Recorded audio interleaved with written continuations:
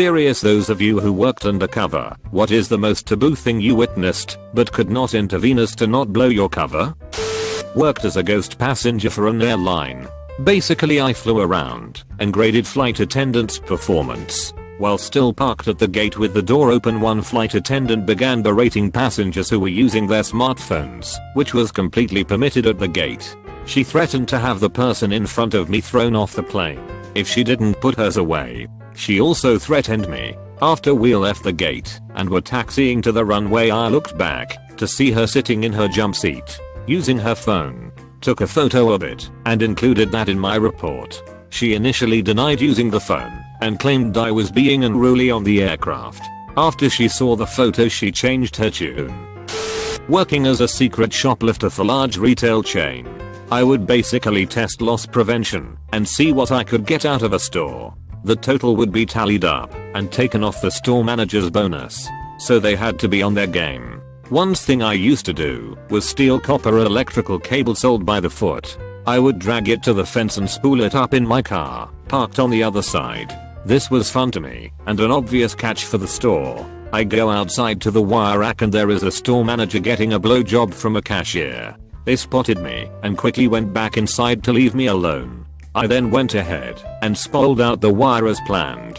Not one but the entire inventory, to the point my car started to get lower under the weight. I went in and bought something and went to the cashier I saw with the SM. I asked her how long she had been there. She replied, "For a couple of weeks now. It's just part-time until I go back to high school for my junior year." I then went back to the SM and identified myself and what I saw in private. The cashier was the daughter of a friend of his and is only 16. He was 37. I gave him 2 weeks to find another job or I would be back and blow it all up. He not only left in 1 week, but left the state entirely. Hindsight, I should have called the police, but I didn't. This was about 20 years ago.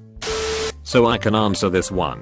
I do social engineering for financial institutions, banks, credit unions, etc. I went to a credit union in Texas where the entire place failed on a miserable basis for security.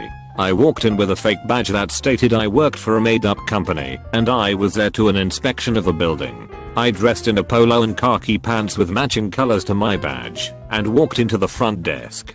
The girl there was probably in college or just out of school. She immediately let me into the back room and I walked into offices and desks that were unoccupied but located in rooms with other employees. I walked up to empty computers in use and plugged USB drives in, huge no-no, and began typing random things into computers and taking pictures of myself at the computers. Employees would literally look at my and go back to their jobs without thinking anything of a guy taking selfies at their friend's work desk. Once I had been in every office, I went to the vice president's office and opened her desk and looked through files to find personal people's information. Found tons. I went into the file room and took personal loan documents off the shelf and took pictures of myself accessing them. When I was done, I walked to the person who had contracted my company and laid out all the information I had found and all the things I had done, and the guy just sighed. This scenario has happened a couple of different times. Most places fail somehow. Sometimes it's fun and interesting, sometimes it's boring, and there's nothing worth staying. Helped manufacture methamphetamine so that I could get arrested with the suspects and spend time in the cells to discover how the drugs were being brought into the prisons. Was recruited due to my work circumstances, age, and environment. Had to change provinces when I was finished with the deal. I worked as a secret shopper for a while for a small store. The most egregious thing I found were employees would hide inventory if they knew a sale was coming up.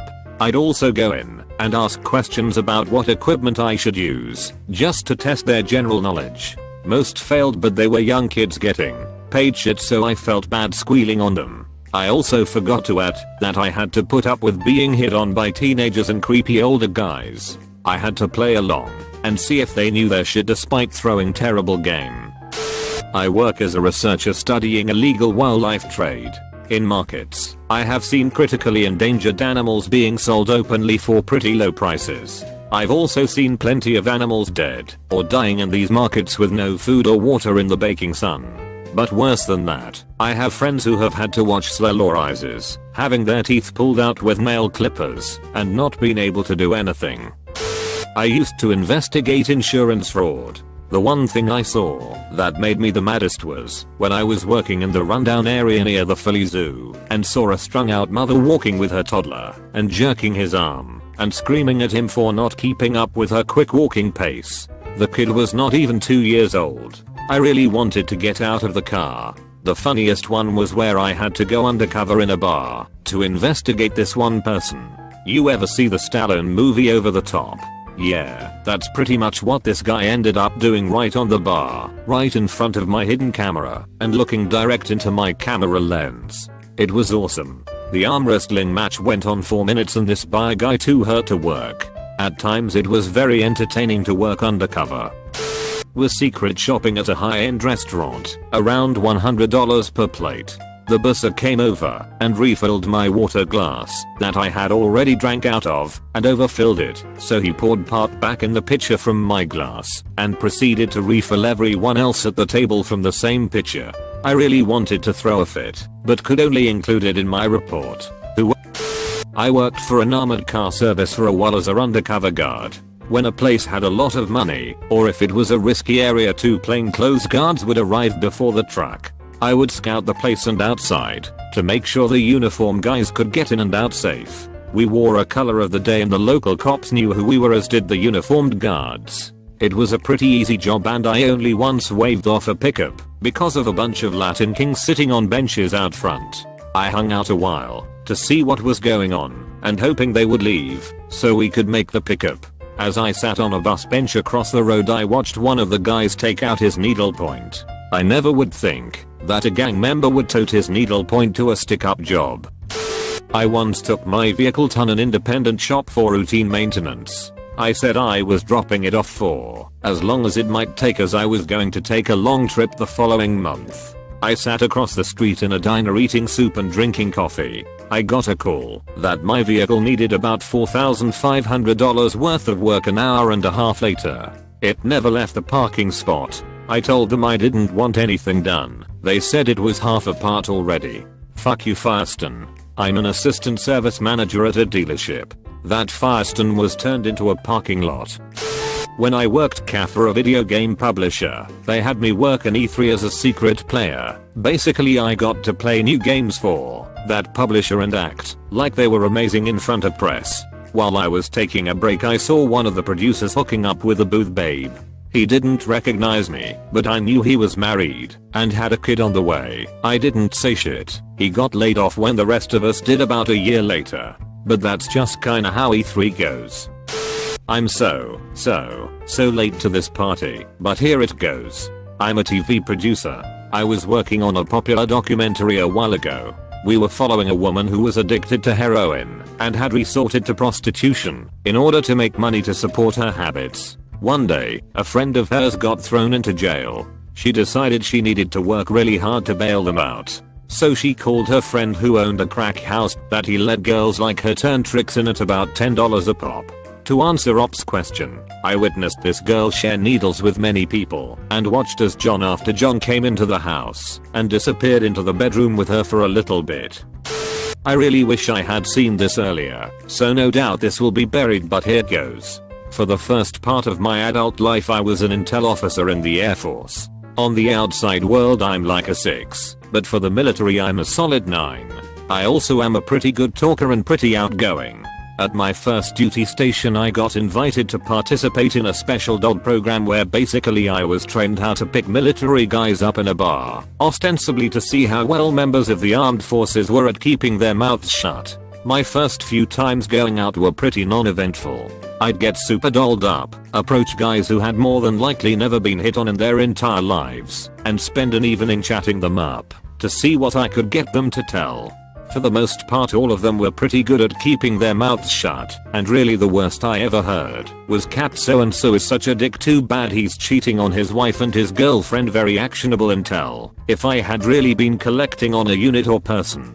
I think on one occasion I got a young officer to tell me some detailed parameters of some system or another which got him in some serious trouble. I'm a private investigator, contracted by government to check massage shops to see if they're soliciting. I usually get sent to shops which have had multiple complaints and an investigation is in its final stages and they need evidence to support their case. So, I go to one place. Everything seems normal except for being asked to strip bare for an oil massage. Eventually I'm asked to flip over. Therapist without asking just starts rubbing some gel on my parts. At this point, I'm obligated to refuse and finish the session. I ask her to stop, but halfway through the sentence I'm hit with the most intense pain. Turns out, she was new, and was unaware that alcohol gel is not the same as massage oil. Long story short, manager was convicted of coercing staff on the basis of their visas being revoked if they didn't comply. And I had to stand in court and tell the events of that day. I was running a wire. We were looking to arrest a guy who beat a 2-year-old so bad she had broken femurs. We wired up mom and had her go to the boyfriend's house and try and get him to confess. Mom started out great, led the boyfriend along and started to fucking blow him. He then fucked her. The man who beat her daughter so bad she was life-lighted. She fucked him on wire. I was punching my dashboard and wishing I could arrest her as well. It was awful. From 2007 through 2008 I worked on a smuggling interdiction task force. My team dealt with human trafficking. My job was all bullshit, and I regret that we couldn't really do anything to put a dent in the problem. I worked undercover, in that I did not wear a uniform or carry a badge and my authority was civilian, so I only reported to Lee's.